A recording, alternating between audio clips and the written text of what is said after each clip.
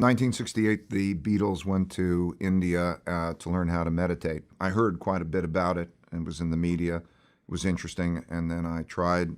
I learned how to meditate. It was definitely life-changing. I would say that probably more than anything, it had a bigger effect on my life than practically anything because of how it works.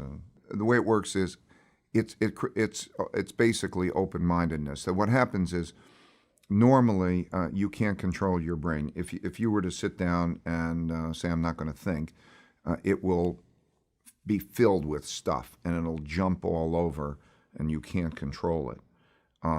So what happens is this is an exercise that creates open-mindedness because there's a word that doesn't make sense, which is called a mantra. So it's a sound that you repeat. And so while your brain is wanting to jump all over the place, by repeating this sound mentally, it takes your attention away from those thoughts. And then when you continue to repeat it, it goes away. And so there's nothing. And so you go into nothingness. Okay, now when you go into that nothingness, first of all, you've learned the ability to control your brain so that you can go there. You can put things away. You can approach them in a certain way. When you go into that open-mindedness, you're going into your subconscious. So you're not a state of conscious, so I'm not aware, but I'm not asleep. Asleep is, you hear a sound, you won't wake up. This is, if I hear the slightest sound, I'm, attuned to it. So it's a state of subconsciousness. And there are different parts of our brain that have a very big influence on us. The amygdala is the part of the brain that has the fight or flight that produces anxiety. The prefrontal cortex is the part of the brain which we call for executive functioning, where it's the part that's reflective.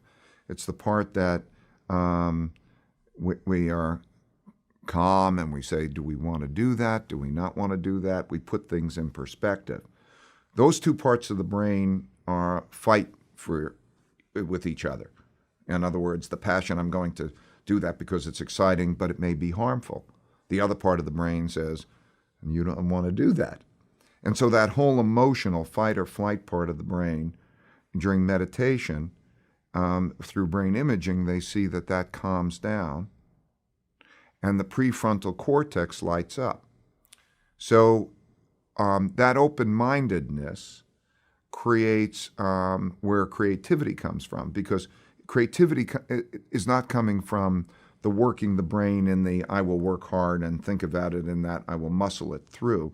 It comes from this relaxation. It's just like it's an opening up and, take a hot shower and don't be thinking of something and some great idea comes through and you grab the great idea.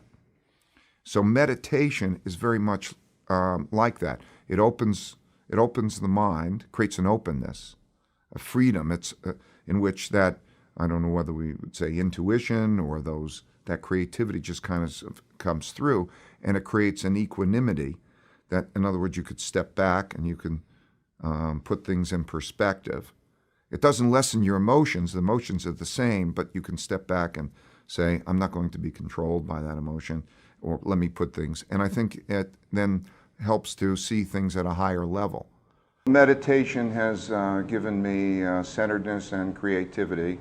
It's also given me peace, health. When I go into a state of meditation, I go into a subconscious state, basically, and it opens my mind, it relaxes me, and when I carry that outside of my meditation through the day, it gives me a centeredness. It gives me an ability to look at things without the emotional hijacking, without the ego, in a way that gives me a certain clarity. It also gives me an open-mindedness, because the experience itself is a very open-minding experience. There's no thoughts, just clarity, just that absence. And that open-mindedness is where I find the creativity comes from. So it's like when, if you're taking a hot shower and the idea comes to you, you grab the idea. So I find that a lot of creativity is just these ideas that seem to be passing through that I grab. So it has numerous repercussions. So I just want to be clear that meditation, more than anything in my life, was the biggest ingredient for whatever success I've had. And it's come from that centeredness and that sense of really rising above things. So I think what Kok-Sung was referring to is the fact that failure is part of a process, an evolutionary process. And when you could look at something from a higher level and you could see that you're going to have failure and you're going to have success, and you put it in the right perspective so that you can move forward and handle everything in the right way, now that is the success. That's ultimately the success. I find that if anybody who's meditated for a minimum of 6 months, let's say a maximum of 6 months, if never stops. So I think it's a little bit like exercising or a little bit like eating healthy. It's 20 minutes in the morning, it's 20 minutes in the evening, and that's a challenging thing. It's the biggest reason people leave it. But people who actually invest in it and experience it and do that for more than 6 months never stop doing it. And the reason is, well, the reasons are that not only does it feel terrific at the time, but they carry it through the day, and it's really such an unbelievable investment. So when you're thinking about the 20 minutes that you're putting in the morning and the evening, and then you say, how much does that change the effectiveness of my whole day and the enjoyment of my whole day, it's such a radical payback that you want to do it. Does it make you more competitive or competitive in a different way? I don't view, it makes me look at competition differently, right? I would say, I don't look at competition probably the way that you're viewing competition. I look at it as my experiences to get the most out of life. And I think I look at competition in a wiser way, in a richer way than I would ordinarily. It's a funny thing. I think that if I tell my kids to do anything, their general instinct is probably not to follow what I'm saying, and meditation is one of the few things probably that they're all agreeing that they want to do, and the same is true for my wife. So I'm doing the activity, they say no, no, no, no, no, and then they do it, and then they love it for the same reasons that I'm describing. A lot of people in my company meditate, and some don't meditate, and we typically don't do it together. It's one of those things where I don't want to make it intrusive. I don't want to make it a thing, I think it's kind of a private thing, and if they gather, lots of them will gather themselves. Yeah. And we'll have, it's been offered to everybody. Hundreds of people in my company meditate. They'll gather at spots in the morning or in the evening, and sometimes they'll do it right at their desk before they begin. In my case, I'll come in the office, I'll turn the other way, and I will do my meditation. We all do it in our different ways, sometimes together and sometimes separately. You can tell a big difference between someone who didn't meditate and then after a while how they meditate and how their behavior is in this centered, calm way. You can see that people are carrying this with them, this ability to step back and not be entrapped by the emotions at the time and approaching it with that sort of a clarity.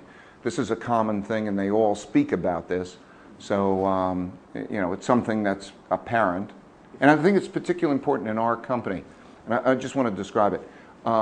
We have a culture in which it's required to have independent thinking. And when you're going to have independent thinking and then have the exchange of different points of view, you're going to have disagreement.